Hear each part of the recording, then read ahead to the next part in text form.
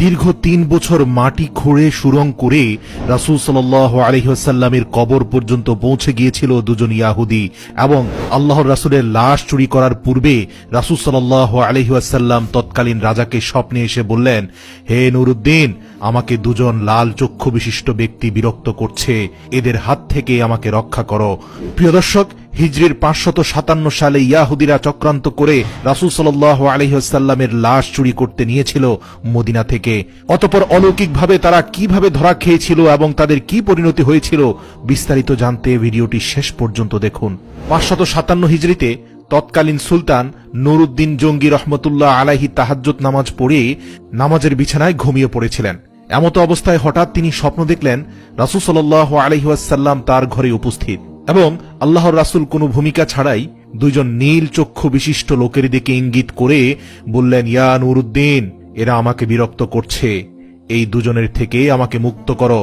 এই ভয়াবহ স্বপ্ন দেখে নুরউদ্দিন জঙ্গি রহমতুল্লাহ আলাইহি অত্যন্ত ভীত সন্ত্রস্ত হয়ে ঘুম থেকে জাগ্রত হলেন এবং কিংকর্তব্য বিমূঢ় হয়ে গেলেন। ভাবলেন এটি হয়তো কোনো দুঃস্বপ্ন। তাৎক্ষণিক তার মাথায় বিভিন্ন প্রকার চিন্তা ঘুরপাক খেতে লাগলো। তিনি ভাবলেন, আল্লাহর রাসূল সাল্লাল্লাহু আলাইহি সাল্লাম তো এখন কবরের জীবনে, তার সাথে অভিশপ্ত ইয়াহুদীরা এমন কি ষড়যন্ত্র করতে পারে? অতঃপর একই স্বপ্ন তিনি বেশ কয়েকবার দেখলেন। কাল বিলম্ব না করে ১৬,০০০ অশ্বারোহী সৈন্য নিয়ে তিনি মদিনার দিকে রওনা দিলেন। সেই দুজন ভয়ঙ্কর নীলচক্ষু বিশিষ্ট ব্যক্তিকে মদিনার অলিতে গলিতে খুঁজতে লাগলেন, কিন্তু তার সৈন্য বাহিনী দীর্ঘ ২ সপ্তাহ ধরে খোঁজার পরেও মদিনাতে সেই দুজন ব্যক্তিকে খুঁজে পেল না, যাদের ব্যাপারে আল্লাহর রাসূল সতর্ক করেছেন। এরপর ১৭তম দিনে তিনি মদিনার চারপাশ সৈন্যবাহিনী দ্বারা ঘেরাও করে ফেললেন এবং আদেশ জারি করে দিলেন, যারা মদিনার বাইরে আছে তারা ভিতরে আসতে পারবে, কিন্তু মদিনা থেকে কোনো লোক বাইরে যেতে পারবে না। নুরউদ্দিন জঙ্গি রহমতুল্লাহ আলাইহি জুমার খুতবা প্রদান করলেন, ঘোষণা দিলেন, আমি মদিনার মানুষকে দাওয়াত দিয়ে একবেলা খাওয়াতে চাই। আমার অভিলাষ সকলেই যেন এই দাওয়াতে অংশগ্রহণ করে। এটি সুলতানের আদেশ। সুলতান মদিনাবাসীকে আপ্যায়নের জন্য বিশাল আয়োজন করলেন। নির্ধারিত সময়ে খাওয়া দাওয়া শুরু হলো এবং তৃপ্তি সহকারে মদিনার অলিগলির সকল মানুষ এসে খেলেন, কিন্তু সেই দুজন ব্যক্তিকে খুঁজে পাওয়া গেল না। এরপর তিনি বিশ্বস্ত বেশ কয়েকজনকে জিজ্ঞেস করলেন, আচ্ছা, আর কেউ কি অবশিষ্ট আছে যারা এখনো আমার আতিথেয়তা গ্রহণ করেনি? এই শুনে লক্ষাধিক জনতার মধ্যে এক ব্যক্তি হঠাৎ করে বলে উঠলেন, হুজুর, আমার জানা মতে সম্ভবত ২ জন লোক এখনো বাকি আছে যারা আল্লাহওয়ালা বুজুর্গ মানুষ।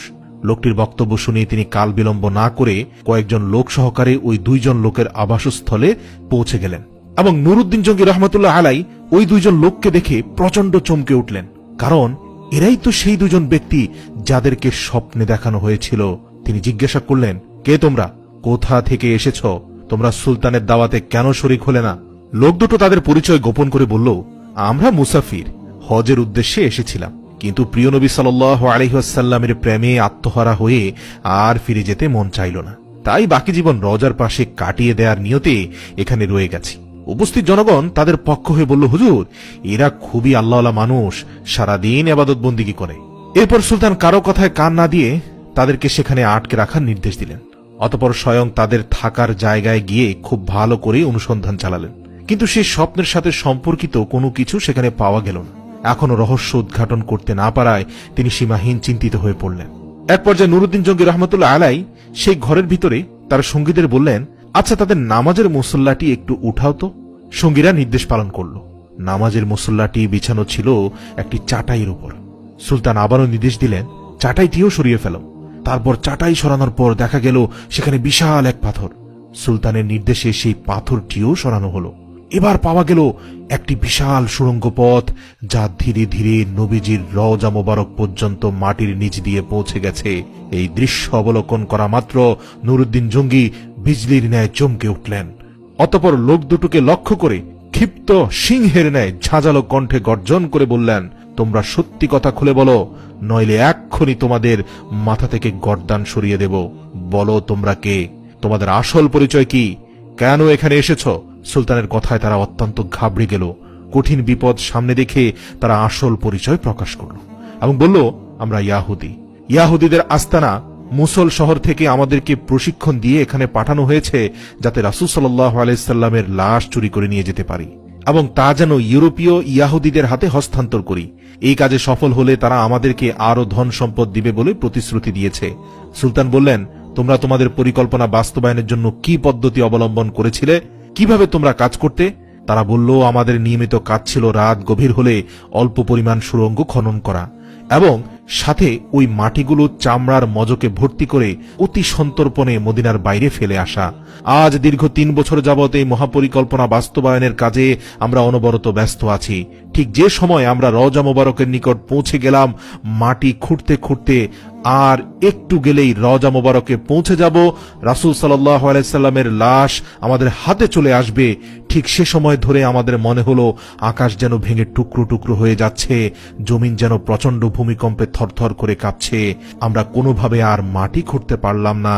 দীর্ঘ 1 বছর মাটি খোঁড়া বন্ধ করে শুধু পরিকল্পনা করছি, কারণ গর্তে প্রবেশ করলেই ভূমিকম্প শুরু হয়ে যায়। তাদের বক্তব্য শুনে সুলতানের চোখ দিয়ে পানি পড়তে থাকলো এবং তার কাছে সবকিছু পরিষ্কার হয়ে গেল।